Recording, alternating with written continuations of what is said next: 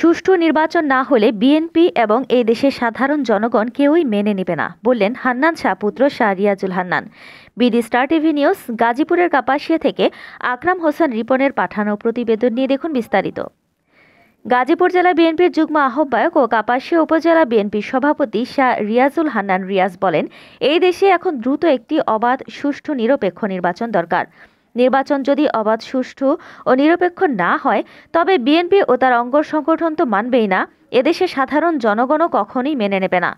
বৃহস্পতিবার গাজীপুরের কাপাসিয়া উপজেলার দুর্গাপুর ইউনিয়ন বিএনপি অঙ্গ ও সহযোগী সংগঠনের উদ্যোগে অর্জিত রমজানের তাৎপর্য শীর্ষক আলোচনা সভা, দোয়া ও ইফতার মাহফিলে প্রধান অতিথির বক্তব্যে তিনি এসব কথা বলেন। নির্বাচন আসন্ন, ইনশাআল্লাহ আগামী ডিসেম্বরের মধ্যে সংসদ নির্বাচন অনুষ্ঠিত। বাংলাদেশে আর যাই হোক, সামনের এই নির্বাচন কোনো রকমের ভোট কারচুপি করে বা কোনো বিশেষ কোনো দলকে সুবিধা দান করে কেউ নির্বাচন করাতে পারবে সুষ্ঠু, সেটা সম্ভব হবে না। বাংলাদেশ জাতীয়তাবাদী দল বিএনপি অঙ্গ ও সহযোগী সংগঠন দেশের জনগণকে নিয়ে যে কোনো রকমের ষড়যন্ত্র এই নির্বাচনী থাকে সেটা প্রতিহত করবে এবং ব্যালট বক্সে সঠিক ভোট গণনার মাধ্যমেই এই দেশে সামনের নির্বাচনে ইনশাআল্লাহ প্রতিনিধি নির্বাচন হবে। রানীগঞ্জ হাই স্কুল মাঠে ইফতার পূর্ব আলোচনা সভায় দুর্গাপুর ইউনিয়ন বিএনপি সভাপতি মোহাম্মদ সুলাইমান মোল্লার সভাপতিত্বে সভায় বিশেষ অতিথি হিসেবে বক্তব্য রাখেন উপজেলা বিএনপির সিনিয়র সহসভাপতি মমতাজ উদ্দিন রেনু। প্রধান বক্তা হিসেবে বক্তব্য রাখেন কাপাসিয়া উপজেলা বিএনপি সাধারণ সম্পাদক ও উপজেলা পরিষদের সাবেক চেয়ারম্যান বীর মুক্তিযোদ্ধা আলহাজ খন্দকার আজিজুর রহমান পেরা।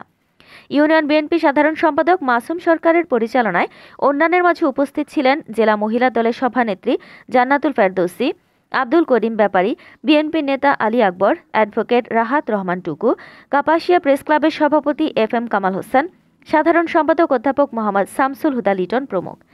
এছাড়া উপজেলা বিএনপি যুবদল, ছাত্রদল, স্বেচ্ছাসেবক দল, কৃষক দল, শ্রমিক দল, মহিলা দল, ওলামা দল, 11টি ইউনিয়ন বিএনপি সভাপতি, সাধারণ সম্পাদক ও সাংগঠনিক সম্পাদক সহ বিপুল সংখ্যক নেতাকর্মী ও সমর্থক এবং স্থানীয় শিক্ষক, অ্যাডভোকেট, ইমাম, ব্যবসায়ী ও বিভিন্ন শ্রেণী পেশার বিপুল সংখ্যক মানুষ ইফতার মাহফিলে অংশগ্রহণ করেন। আলোচনা শেষে ইফতারের পূর্বে প্রয়াত নেতা মরহুম ব্রিগেডিয়ার জেনারেল অবসরপ্রাপ্ত আসম হান্নান শাহ ও তার সহধর্মিণী এবং উপজেলা বিএনপি অঙ্গ ও সহযোগী সংগঠনের বিভিন্ন পর্যায়ের মরহুম নেতৃবৃন্দের রুহের মাগফিরাত কামনা করে বিশেষ দোয়া পরিচালনা করা হয়।